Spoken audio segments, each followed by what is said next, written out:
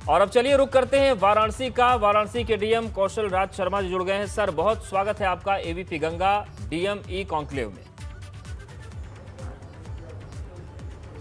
Sir, पहला सवाल मेरा यह है कि जिस तरीके से स्थितियां बनी और वाराणसी की वो खबर प्रमुखता से देश के सामने आई थी कि कैसे एक दिन रात को अचानक से एक अस्पताल में ऑक्सीजन की कमी हुई और उसके बाद आप लोगों ने मैनेज किया। फिलहाल एक्टिव केसेस की संख्या क्या है, मृत्यु दर कितनी कम हुई है और ऑक्सीजन की स्थिति वाराणसी में क्या है? वर्तमान में एक्टिव केसेस की संख्या मैं बड़ी खुशी के साथ बताना चाहूँगा कि केवल 7700 वाराणसी में है। एक टाइम पे जब कोरोना की पीक वेव चल रही थी 14 अप्रैल से 20 अप्रैल के बीच में, तब ये संख्या 26 से 27 हज़ार हुआ करती थी।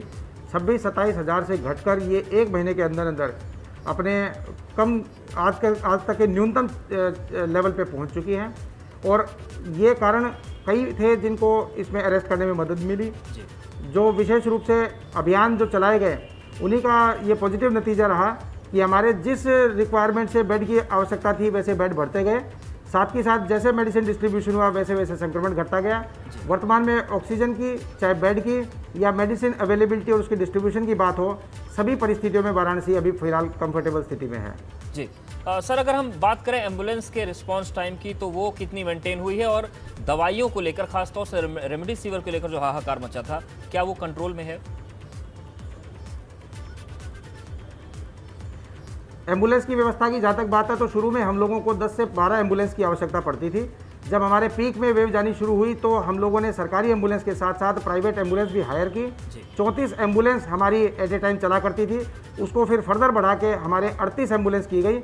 एम्बुलेंस का रिस्पॉन्स टाइम था वो बाकायदा कंट्रोल रूम से चेक किया जाता था। उसका रिस्पॉन्स टाइम जो कई बार 20-25 मिनट हो जाता था, अब वर्तमान में 8 से 10 मिनट है।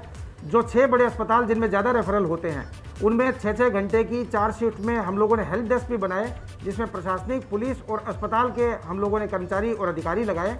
वो भी वहाँ पे एम्बुलेंस के जितने भी मरीज होते थे उतारने में मदद करते थे और उनको उतारने के बाद रिस्पॉन्स टाइम कम करने में मदद करते थे। हम लोगों की जो रेमडेसिविर की जहाँ तक बात है, वाराणसी में अब तक का एवरेज लिया जाए पिछले 1.5 महीने का तो लगभग 700 रेमडेसिविर पर डे के हिसाब से एवरेज हमारे डिस्ट्रीब्यूशन हुआ है। 28,000 से ज़्यादा वायल हम लोग रेमडेसिविर की डिस्ट्रीब्यूट कर चुके हैं। हम लोगों की सरकारी सप्लाई जो यूपी गवर्नमेंट की मिलती थी, उसके साथ साथ एक गुजरात की बड़ी कंपनी से टाई अप करके हम लोगों ने लगभग 1,500 से 2,000 रेमडेसिविर के वायल्स वीक में 2-2 बार प्राप्त करने शुरू किए और उनका डिस्ट्रीब्यूशन प्राइवेट कोविड हॉस्पिटल्स में और सरकारी कोविड हॉस्पिटल्स में करना शुरू किया। हम लोगों ने बीच में सारे मेडिकल्स की मीटिंग भी की थी और सभी अस्पतालों को बताया भी था कि कोई भी रेमडेसिविर बाहर से ओवर द काउंटर दुकानों से ना लिखे। उसका अच्छा परिणाम हुआ था। हम लोगों के द्वारा सीधी कोविड अस्पतालों में दवाई देने का फ़ायदा ये हुआ कि जो सीरियस पेशेंट थे, नीडी हुआ करते थे, उनके हाथ में रेमडेसिविर पहुंची। जो रेट उसके हुआ करते थे बाकायदा बताए जाते थे और अखबारों में जारी किए जाते थे। किस अस्पताल को कितनी रेमडेसिविर हम लोगों ने दी उसका भी ब्यौरा बाकायदा अखबारों में जारी किया जाता था। अब तो वर्तमान में गवर्नमेंट सप्लाई बढ़ चुकी है और कलेक्ट्रेट में भी रेमडेसिविर हम लोग सीधे विक्रय कर रहे हैं। 1800 रुपये की एक वायल के हिसाब से हम लोगों ने रेड क्रॉस के काउंटर लगा दिए हैं। किसी को भी रेमडेसिविर की आवश्यकता होती है तो डॉक्टर का प्रिस्क्रिप्शन लेके वहां से कलेक्ट करता है। मतलब मेडिकल स्टोर्स पर भटकने की जरूरत नहीं है, वो सीधे कलेक्ट्रेट पहुंचे और वहां पर काउंटर पर रेड क्रॉस के प्रिस्क्रिप्शन दिखाएं, आराम से मिल जाएगी। जी, रेमडेसिविर की जितनी भी प्राइवेट कंपनी 6 होती हैं उनके सभी स्टॉकिस्ट से कोऑर्डिनेशन करके, उन कंपनी से कोऑर्डिनेशन करके रेमडेसिविर का वितरण हमेशा से ही हम लोगों ने प्रशासन के हाथ में रखा। जो सन फार्मा, हेट्रो फार्मा या बाकी अन्य फार्मा की दवाइयाँ भी आती थी, वो जब प्राइवेट हॉस्पिटल्स को जाती थी तो हमें जानकारी रहती थी और हम अपनी कैडिला की दवाई मंगाते थे तो उसको भी उसी हिसाब से डिस्ट्रीब्यूट करते थे। और जो अस्पताल नॉन कोविड होते थे और उनमें भी अगर पेशेंट एडमिट हो जाया करते थे तो उनको हम लोग ओवर द काउंटर एक अलग अस्पताल के माध्यम से दिलवाया करते थे। प्रशासनिक नियंत्रण का अच्छा परिणाम हुआ कि 2-3 केस ही रेमडेसिविर की कालाबाजारी के पूरे 1.5 महीने में पकड़ में आए।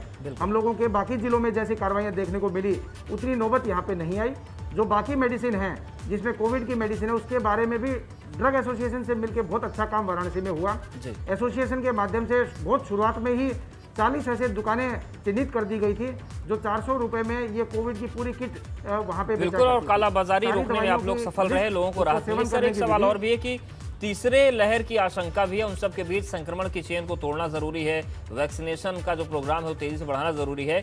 जो कोरोना कर्फ्यू उसने बड़ी महत्वपूर्ण भूमिका निभाई है। वाराणसी में किस तरीके के परिणाम मिले और किस तरीके से उसको आप लोग इम्प्लीमेंट करवा रहे हैं? वाराणसी में 3 परिणाम बहुत ही सार्थक मिले। एक तो कोरोना कर्फ्यू जो सरकार ने बहुत राइट टाइम इंटरवेंशन लिया, उस कर्फ्यू का नतीजा ये हुआ कि हमारी संक्रमण दर में कमी आई। दूसरा, बहुत बड़ा वृहद रूरल मेडिसिन डिस्ट्रीब्यूशन अभियान चलाया गया। 3 मई से जो अभियान चालू हुआ उसमें अब तक 78,000 से ज़्यादा लोगों को घरों में जाके सिम्टोमेटिक लोगों को दवाइयाँ दी जा चुकी हैं। जो एक एप्रीहेंशन किया जा रहा था कि ग्रामीण क्षेत्र में केस बहुत बढ़ेंगे, डेथ ज़्यादा होंगी और इन्फेक्शन रेट बढ़ेगा, उसको बड़ा ही चैलेंज लेकर पिछले 10 दिन में कंट्रोल किया गया। उस दवाई डिस्ट्रीब्यूशन अभियान का दूसरा परिणाम हुआ। और तीसरा अभियान हम लोगों के बेड बढ़ने का भी हुआ। जो ऑक्सीजन की उपलब्धता हम लोगों ने पिछले 15-20 दिन में सतत प्रयास करके अप्रैल के फर्स्ट वीक में कराई, उसका नतीजा ये हुआ कि जहां शुरू में 700 बेड ही चला करते थे, अब वर्तमान में 2450 बेड वर्तमान में वाराणसी में चालू हैं। और तीनों परिणाम उसके सार्थक ये हुए कि आज वर्तमान में संक्रमण की रेट घटी है। जो पॉजिटिविटी हमारी 38% एक बार चली गई थी, वो पॉजिटिविटी परसेंटेज घट के 10% से नीचे आ गई है। पिछले एक वीक का एवरेज 12% है और कल की पॉजिटिविटी रेट केवल 6% है।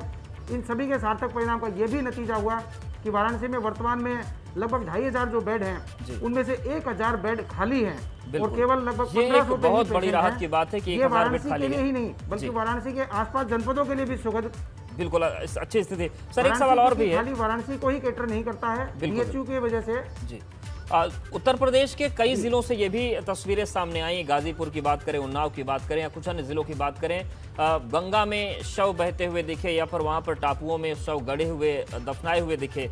वाराणसी में ये स्थिति न बने इसके लिए आप लोग क्या कर रहे हैं? क्योंकि जो विशेषज्ञ हैं वो भी कह रहे हैं कि अगर इस तरीके के शव बहाए गए तो संक्रमण की स्थिति और भयावह हो सकती है। तो किस तरीके की तैयारी इसको रोकने के लिए आप लोग कर रहे हैं कि ये स्थिति वाराणसी में ना आए? बिहार के बक्सर से जब ये समाचार आने 3-4 दिन पहले प्रारंभ हुए थे, उसी समय सबको सतर्क कर दिया गया था।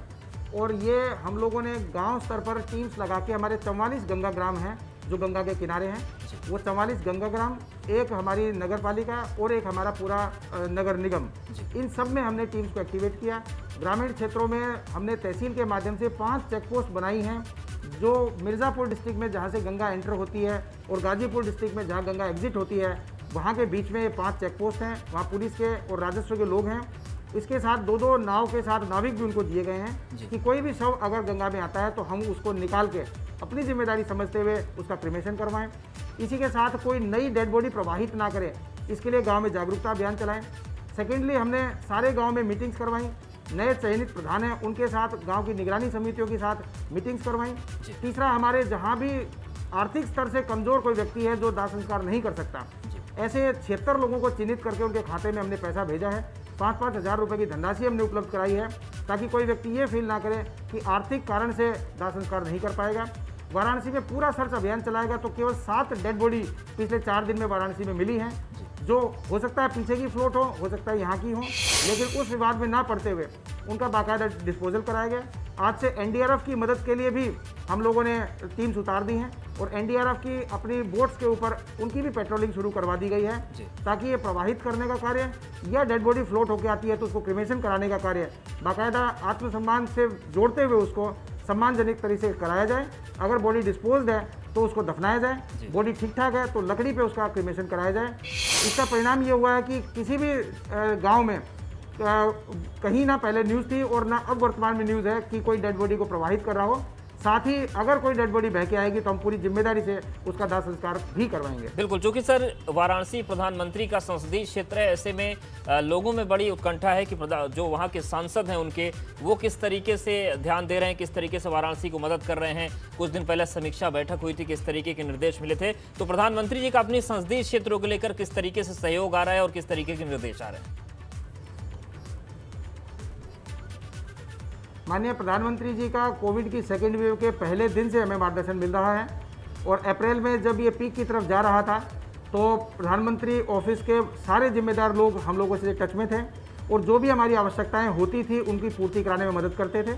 माननीय प्रधानमंत्री जी के द्वारा खुद वीडियो कॉन्फ्रेंसिंग 14 अप्रैल को की गई और उसके बाद से सतत बाकायदा जनपद की सारी समीक्षाएँ की गई, सारी रिपोर्ट्स उनके पास जाती हैं, जो भी आवश्यकता होती है, जो भी मदद होती है उसकी पूर्ति कराई जाती है।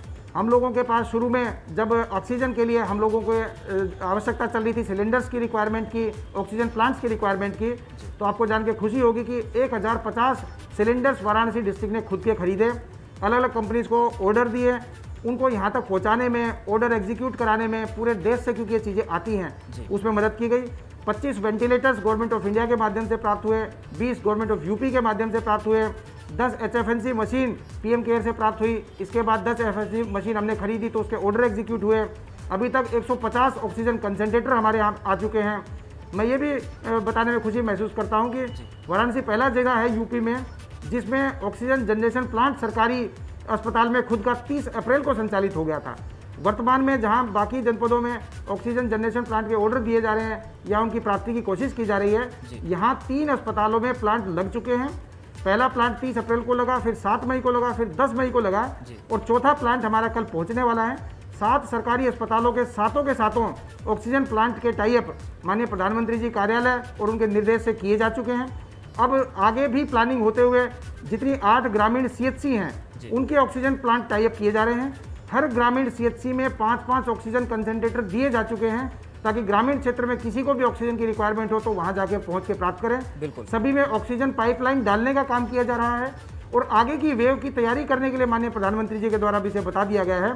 तो जितने MCH विंग हैं हमारे, जो नए बने हैं या जो पुराने हैं, उनमें ऑक्सीजन पाइपलाइन बिछाने का कार्य यानी कि जबरदस्त तरीके से वाराणसी 1 महीने के अंदर हम इनको तैयार कर देंगे। तीसरी लहर के लिहाज से भी किया जा रहा है। सर, बहुत शुक्रिया आपका हमारे साथ जुड़ने के लिए और ये बताने के लिए कि वाराणसी किस तरीके से अपने विजय यात्रा को कोरोना के खिलाफ आगे बढ़ा रहा है। तो कई बड़े बदलाव हुए हैं। वाराणसी DM कौशल राज शर्मा जी जुड़े और उन्होंने क्या महत्वपूर्ण बातें कही वो हम आपको बताते हैं। शवों को रोकने के लिए गांव के किनारे चेक पोस्ट बनाए गए हैं। 5 चेक पोस्ट हैं। ग्रामीणों को जागरूक किया जा रहा है। 3 अस्पतालों में ऑक्सीजन प्लांट लग चुका है और विस्तार हो रहा है। CHC लेवल तक कंसंट्रेटर भिजवाए जा रहे हैं और प्रधानमंत्री जी को रिपोर्ट लगातार जाती है और तीसरी लहर जो आने वाली है उसको लेकर भी वाराणसी तैयार है।